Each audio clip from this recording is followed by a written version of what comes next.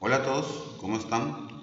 Hoy veremos, seguimos con nuestra corriente en el neutro. La clase pasada estuvimos dando sobre la corriente en el neutro con cargas resistivas. Hoy estaremos dando con cargas, en este caso inductivas, donde dice el problema. En una red trifásica de 220 voltios entre fase y neutro, se tiene la siguiente carga por fase, como se muestra en la figura. Entonces tenemos un motor de 3 CV que es monofásico de factor de potencia 0,8. El factor de potencia es coseno de phi y el rendimiento es de 0,6. Luego tenemos en la fase SN una potencia de 6000 vatios y un factor de potencia 0,86. Luego tenemos en la fase TN una potencia de 4400 vatios y factor de potencia igual a 1. Entonces el rendimiento aquí es igual. El rendimiento es igual a potencia mecánica sobre potencia eléctrica. También se le conoce como potencia útil sobre potencia activa. Las potencias se miden en vatios, kilovatios, HP o CV.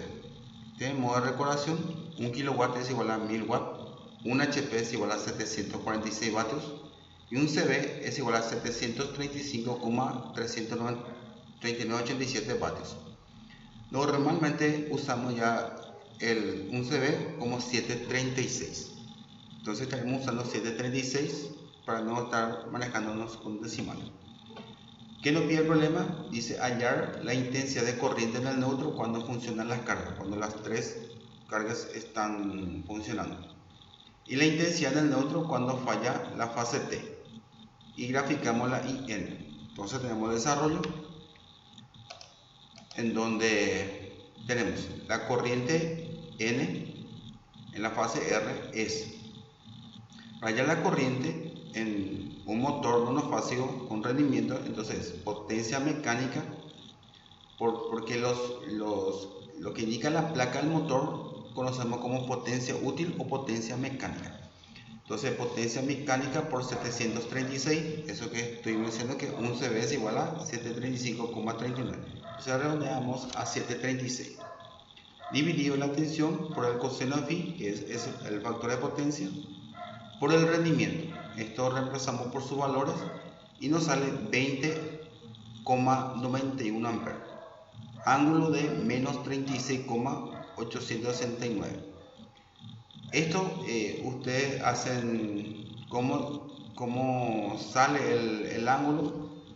En este caso usamos la fase R en el punto 0 grados. ¿Se acuerdan? En la clase pasada una carga resistiva, la R estaba en la coordenada cartesiana en el punto 0. Entonces era 0 grados. ¿Por qué 0? En este caso era una carga resistiva donde tensión y corriente tienen la misma dirección. En este caso, ¿cómo obtengo esta 36,86? Del factor de potencia 0,8. En la calculadora se hace inversa coseno o SIP coseno de 0,8 y aparece el ángulo phi. Va a salir 36,86 positivo. Pero como esta es una carga inductiva, entonces colocamos el signo menos. En fasores la carga inductiva está atrasada, la corriente está en atraso 90 grados con respecto a la tensión. Entonces en las cargas inductivas optamos por el signo menos, o lleva el signo menos. Luego hallamos la corriente IS, donde está el 6000 vatios con 0,86.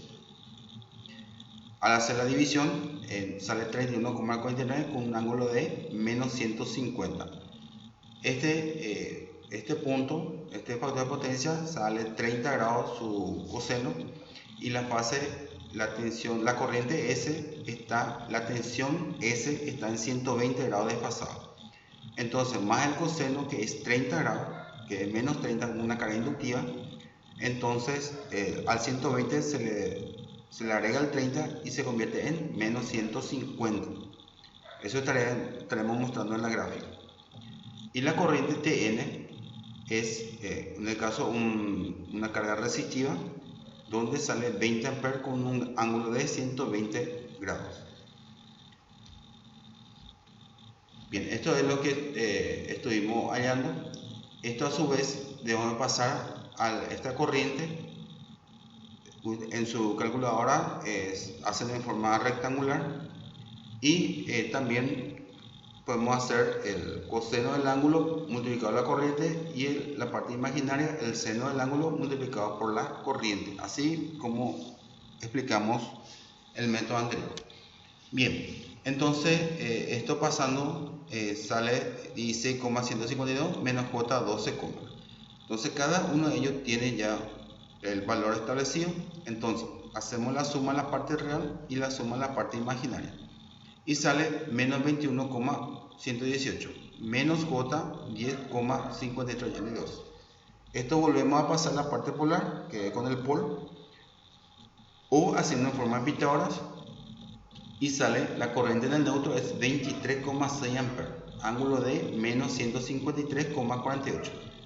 Aquí van a ver que ya existe una corriente. En el caso anterior nosotros hicimos una carga resistiva con carga equilibrada, entonces nos dio 0 amperes. En este caso una carga desequilibrada y también una carga inductiva en su mayoría. Dos de ellos es inductivo y uno resistivo. Luego hallamos la corriente cuando falla T. Entonces en este caso obviamos esta fase T. Hacemos la suma de los dos y sale una corriente de 30 amperes con ángulo de menos 111,75 grados. Estos dos vamos a demostrar ahora gráficamente. Entonces tenemos las tres corrientes que obtuvimos y vemos, para graficar la corriente en el neutro, decimos, ¿cuál es el mayor de todas? Es 31,49 amperes. Entonces siempre buscamos que nuestra longitud no sea muy grande, entre 5, 6, máximo, reventar 7 centímetros. Entonces lo que hicimos es 1 centímetro de la regla equivale a 5 amperes. Entonces si yo hago 6 centímetros ya son 30 amperes. Entonces van a ver que 31 es casi 6 centímetros y un poquito nomás. Entonces en este caso 1 centímetro es igual a 5 amperes. Entonces 20,91 amperes, ¿cuántos centímetros equivale? Una regla de 3 simple y vemos su valor: 4,18 centímetros en la R, 6,29 en la S y la T 4 centímetros. De ahí, ¿qué hacemos? Nuestra coordenada cartesiana, hacemos secuencia ABC, nuestra X de referencia, la velocidad angular, nuestra tensión RSN, desfasado 120 grados cada uno de ellos. Esto tiene un desfasaje, con un transportado ángulo te tienen que poner 120 grados exactamente. Este puede superar, puede tener 7 centímetros, tiene que ser mayor a este para indicar la tensión. Pueden ser con 7 centímetros. Luego graficamos la corriente, así como está acá. La corriente IR es 20,91 amperes, que es 4,18 centímetros. Entonces tengo 4,18 centímetros con ángulo de menos 36,86. Este es el ángulo que está ahí. El IS, ¿se acuerdan por qué menos 150? Porque la parte S está en 120 grados. Entonces más los 30 grados que le agregamos son 150. Entonces 31, sería 6,28 centímetros. Con el eje de referencia en este punto tenemos 150 grados. El otro 20 amperes son 4 centímetros. Y en este punto 120 grados positivo.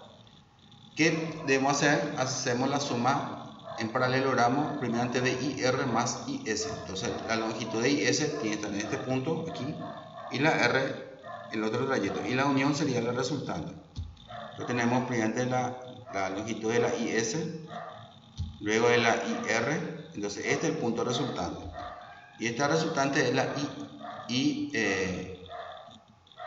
intensidad. Ahí cuando falla T ya tenemos la corriente, que la corriente del neutro cuando falla T es IR más IS vector.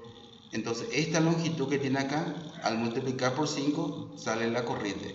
Creo que fue 30 amperes en el anterior, y con ángulo de 111. Este es 120 grados, este es 90, entonces menos 111. Podemos verificar anterior después para ver si estamos en lo correcto. Una vez que tengamos el IR más IS, para hallar la intensidad del neutro de todas las cargas es este vector, debemos sumarle a IT.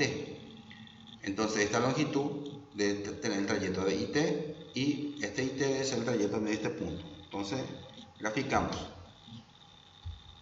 Este es el trayecto de la IT, que es esta longitud con esta inclinación es esta. Y este trayecto es del vector IR más IS. Entonces la misma longitud. Entonces esta sería la unión, que es la resultante. La resultante, y esta es la IN. IN es cuando todas las cargas funcionan. Que nos salió 151 grados, que más recuerdo, era 151 grados. Entonces, bueno, porque este es 150, entonces pasa 150, 151 grados, menos 151 grados. Y la corriente era, no recuerdo tan bien, pero la corriente, esta longitud multiplicada por 5 es la corriente, y ahí vemos que coincide plenamente. Entonces, para verificar, cuando falla T es menos 111, que está acá, y el otro es menos 151. Entonces, volvemos atrás para estar seguro, y está. 23 amperes es cuando funciona toda la carga, y menos 153. Entonces coincide con lo que hicimos. Y el otro 30 amperes con un ángulo de 111,75 negativo. Entonces coincide con nuestra gráfica. Espero que hayan entendido, y esto con la práctica uno va entendiendo mejor.